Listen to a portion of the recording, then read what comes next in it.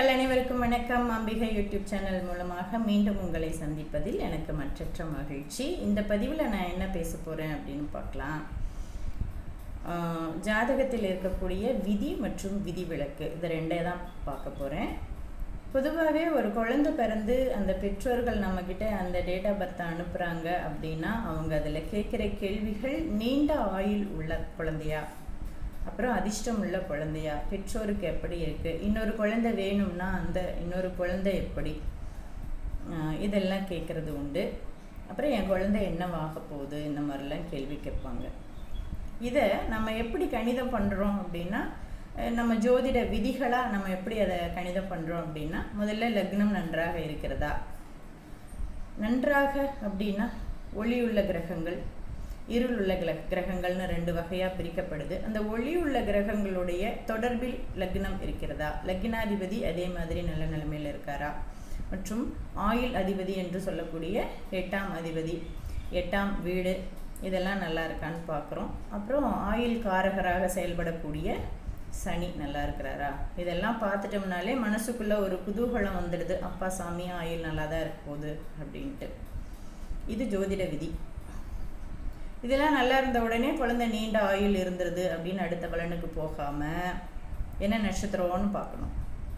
நட்சத்திரம் அந்த இடத்துல ரொம்ப ரொம்ப ரொம்ப முக்கியமான ஒரு பலனை தரும். அதுதான் என்னென்னா தசை அப்படின்ற ஒரு அமைப்பு. பிறக்கும் பொழுது என்ன தசை நடக்குது, எவ்வளவு காலம் இருக்குது, அடுத்தடுத்த தசைகள் என்ன, அந்த தசைகள் எந்த வயதில் வருது, அது எது மாதிரியான பலன்களை தரப்போகுது அப்படின்ற ஒரு நிர்ணயத்துக்காக தான் நம்ம அந்த நட்சத்திரத்தை கணக்கில் எடுத்துக்கிறோம். நட்சத்திரத்தை வச்சு தசையை நிர்ணயம் பண்ணுறதுக்கு ரொம்ப ரொம்ப ஒரு முக்கியமான ஒரு அமைப்பாக இருக்கும். என்ன நட்சத்திரங்கிறது நமக்கு முக்கியம் இல்லைங்க, அது நம்ம ஏற்கனவே பல தடவை பேசியிருக்கிறோம். பரணியா, ஆயில்யமா, கேட்டையா, மூலமா, அப்படி தேவையில்லை நமக்கு. நம்ம லக்னத்துக்கு தேவையான யோகமான நட்சத்திரம், அந்த நட்சத்திரம் தரும் தசை, தசைகள் தரும் பாவகங்கள், பாவகங்கள் தரும் யோகங்கள் அல்லது அவயோக பலன்கள் அப்படின்றத நிர்ணயம் பண்ணுறதுக்கு நட்சத்திரம் ரொம்ப முக்கியம். சரி, நட்சத்திரத்தை ஜாதகம் கணிக்கும் பொழுதே என்ன சொல்லுவாங்கன்னா, இப்போ இயற்கை பிரசவம், மருத்துவ உதவியோடு பிறக்கக்கூடிய பிரசவம்னு ரெண்டு இருக்குது இல்லையா. இயற்கை பிரசவம் கடவுள் கொடுத்தது அப்படின்னு சொன்னால் கூட மருத்துவ ரீதியாக, அதாவது அறுவை சிகிச்சை மூலமாக பிறக்கிற குழந்தையும் 100% கடவுளோட அனுகிரகத்தில் பிறக்கிற குழந்தை தான். நிறைய பேர் என்ன இப்படி கேட்பாங்க, இயற்கையாக பிறக்கிற குழந்தைங்களுக்கு விதி ஓகே செல்லுபடியாகும், நம்ம செயற்கையான முறையில் குழந்தைய ஆப்ரேஷன் பண்ணி எடுக்கிறோம் இல்லையா நம்ம தேவைக்காக, சூழ்நிலைக்காக, அதெல்லாம் எப்படி ஜோதிட விதியோடு ஒத்து போகும் அப்படின்னு கேட்குறாங்க. நிச்சயமாக எப்படிப்பட்ட ஜனனமாக இருந்தாலும் அந்த குழந்தை ஜோதிட விதிக்குள்ளே கட்டுப்பட்டு தான் வரும் அப்படின்றது, அதுவும் கடவுள் தான் நிர்ணயம் பண்ணுறாரு. இந்த நேரத்தில் தான் உனக்கு குழந்தை பிறக்கணும் அப்படின்றது நிர்ணயம் பண்ணுறது. சரி, இப்போ நட்சத்திர பலனுக்குள்ளே போகலாம்.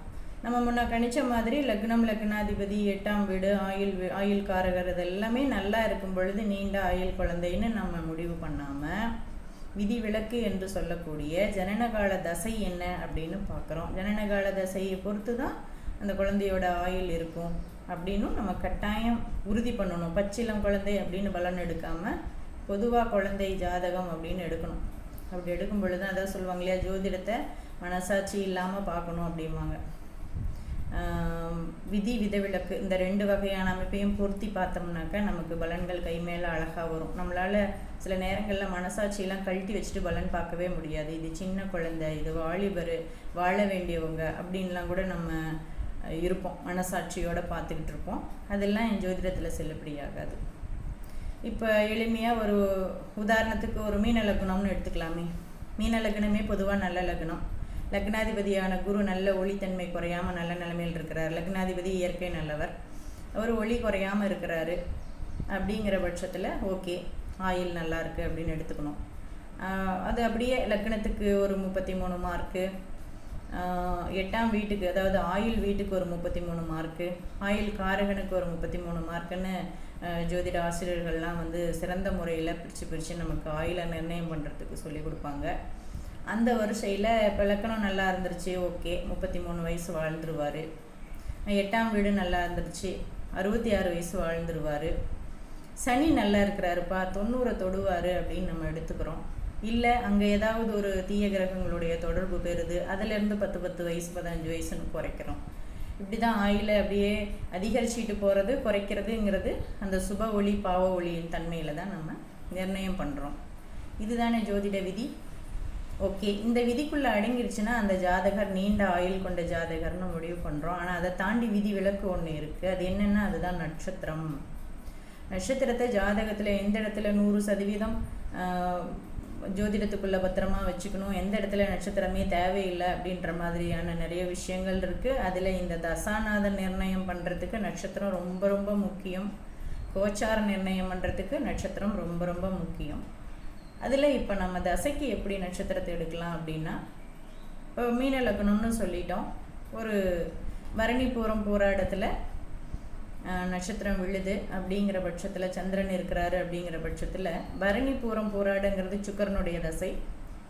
இந்த மீன லக்னத்துக்கு 3ஆம் அதிபதியாகவும் சுக்கரன் வருவார், 8ஆம் அதிபதியாகவும் வர்றாரு. ஒருவேளை அவர் 8ஆம் வீட்லேயோ 8ஆம் வீட்டோடு தொடர்பு கொண்ட தசையாகவும் இருக்கிறாரு. 6, 7, 8 தொடர்பு அங்கே அந்த இடத்துல வந்துடுது. அப்படிங்கிறப்போ 6, 7, 8 தொடர்பு மற்றும் சுக்கரன் வலிமை, 8ஆம் வீட்டு தொடர்பு சுக்கரன் அப்படின்றப்போ இங்கே லக்னாதிபதியோட பலம் வெறும் ரொம்ப ரொம்ப ரொம்ப ரொம்ப கம்மியாக தான் இருக்கும். லக்னாதிபதி லக்னத்தையே பார்க்குறாருன்னு வச்சுக்கலாமே ஏதோ ஒரு ரூபத்தில்.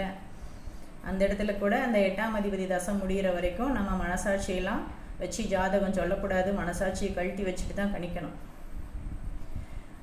அந்த 8ஆம் அதிபதியாக அவர் செயல்படும் பொழுது அவர் எந்த மாதிரியான விபரீத முடிவுகளையும் தர்றதுக்கு தயாராக இருக்கிறாருங்கிறத நம்ம உணர்ந்துடுறோம்.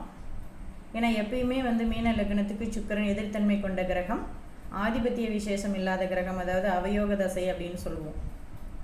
அதோடு போய் 6, 7 காம்பினேஷன் வரும் பொழுது வயதை பொறுத்து பிரச்சனை. இப்போ ஒரு வாலிப வயதாக இருந்தாக்கா அது அவங்களுக்கு திருமணத்தில் பிரச்சனை, திருமணம் சார்ந்த விஷயங்களில் பிரச்சனை இது கொடுத்துரும். வயோதிகங்கிறப்ப நமக்கு நிச்சயமாகவே அது ஆயுள் சார்ந்த விஷயங்களாக இருக்கலாம், அந்த மாதிரி வந்துடும். ஏன் சின்னவங்களுக்கெல்லாம் வரக்கூடாதா? சின்ன வயசில் இருக்கிறவங்களுக்கு இந்த மாதிரி தொந்தரவு நிறைய பேருக்கு வந்திருக்கு. எப்போவுமே ஒரு தசை நடக்கும் பொழுது தசாநாதன் தான் ஹீரோ லக்னாதிபதியை விட அப்படின்றது நம்ம கற்றுக்கிட்ட விஷயம். அந்த இடத்துல எதிர்த்தன்மை கிரகங்கள் அதிகமாக பாவத்துவத்தோடையோ அல்லது அவங்க வீட்டு பலனை செய்கிற அளவுக்கு அதிகமான நல்ல பலனோடையோ நல்ல வலிமையோடையோ இருந்துட்டாங்கன்னா லக்னாதிபதி ஒதுங்கி தான் நின்றுக்கணும், அவங்க தான் வேலை செய்வாங்க. நான் பல ஜாதகங்களில் இந்த மாதிரி கண்டிருக்கேன். இதில் ஒருவேளை அந்த சந்திராதி யோகம், குருவின் பார்வை, இப்படி இன்னும் நல்ல வலிமையான கிரகங்களுடைய தொடர்புலாம் இந்த சுக்கரனுக்கு ஏற்பட்டுருச்சுன்னா வயது வித்தியாசம்லாம் கிடையாதுங்க. அவர் பாட்டுக்கு அவரோட கடமையை செய்துட்டு போயிட்டே இருப்பாங்க, அதாவது ஆதிபத்திய பலனை செய்துட்டு போயிட்டே இருப்பாங்க. இந்த வாரத்தில் சில ஜாதகங்கள் அப்படி பார்த்தேன். இதில் ஒரு ஜாதகம் கெட்டு போச்சுனாலே குடும்பத்தில் இருக்கிற மற்ற ஜாதகங்களும் கெட்டு போய் தான் இருக்கும் அப்படின்றது ஆசிரியர்களுடைய கருத்து. இது எந்த அளவுக்கு உண்மையாக இருக்குன்னு பல நாள் நான் தேடிக்கிட்டே இருந்ததில் ஒரு குடும்ப ஜாதகம் எனக்கு கிடச்சிது. அந்த குடும்ப ஜாதகம் ஒட்டுமொத்த ஜாதகமே அந்த மாரக அட்டம பாதக அந்த மாதிரி அமைப்புகளில் இருக்கும் பொழுது கூட்டு பிரச்சனைகள், அதாவது அந்த குடும்பத்துக்கே ஒட்டுமொத்த குடும்பத்துக்கே பிரச்சனை அப்படின்றத நான் பார்த்தேன், உணர்ந்தேன். அதை சில நேரம் கிடைக்கும் போதெல்லாம் ஆய்வு பண்ணினேன். அதை உங்ககிட்ட பகிர்ந்துக்கணுன்றதுக்காக தான் இந்த பதிவே நான் கொடுத்தேன். இந்த மாதிரி கிரகநிலை இருக்கும் பொழுது அவங்க குடும்பத்தில் பெற்றோருடைய ஜாதகமும் இதே மாதிரியான அவங்க லக்கணத்துக்கு தேவையில்லாத ஒரு கிரக தசாபக்தியாக இருக்கும் பொழுது அந்த கூட்டுங்கிறதே எனக்கு மனசு வளருது அப்படின்னா பார்த்துக்கோங்க. குடும்பத்தில் 1க்கும் மேற்பட்ட 2க்கும் மேற்பட்ட நபர்கள் பெரிய அளவில் பாதிக்கப்பட்டு உயிரிழக்கக்கூடிய அமைப்புகள்லாம் கூட அந்த ஜாதகங்களில் நடந்திருக்கு. ஆக நம்ம இங்கே லக்னத்தை வலிமையாக போட்டு நீண்ட ஆயில பிடிச்சிட்டு நட்சத்திரம் என்னென்னு நிர்ணயம் பண்ணாமல் அன்றைக்கி இருக்கிற நட்சத்திரத்தை தான் நம்மளால் பிடிக்க முடியும், அதில் மாற்றம் பண்ண முடியாது. அப்போ நட்சத்திரத்துக்கு தகுந்த மாதிரி லக்னத்தை மாற்றணும்னு சொல்லி கொடுக்குறாங்களே, எவ்வளவு முக்கியமான பலன் அது அப்படின்றத நான் அந்த இடத்துல உணர்ந்தேன். ஆக வர தசைகள் தான் மனித வாழ்வை காப்பாற்றுங்கிறத நம்மளால் புரிஞ்சிக்க முடிகிற பட்சத்தில் தசாநாதனுக்கு முக்கியத்துவம் கொடுத்து நம்ம ஜாதகங்களை நிர்ணயம் பண்ணும் பொழுது நீண்ட ஆயுள் வாழறதுக்கு அமைப்பு உண்டு. வாழ்த்துக்கள். மீண்டும் ஒரு நல்ல பதிவில் உங்களை சந்திக்கிறேன். என்னுடைய பதிவு பிடிச்சிருந்ததுன்னா நீங்கள் சப்ஸ்கிரைப் பண்ணிக்கோங்க. உங்களுக்கு தெரிஞ்சவங்களுக்கு ஷேர் பண்ணுங்கள். இந்த விஷயத்த நல்ல புரிதல் இருந்ததுன்னா கமெண்ட் பண்ணுங்கள். வாழ்த்துக்கள்.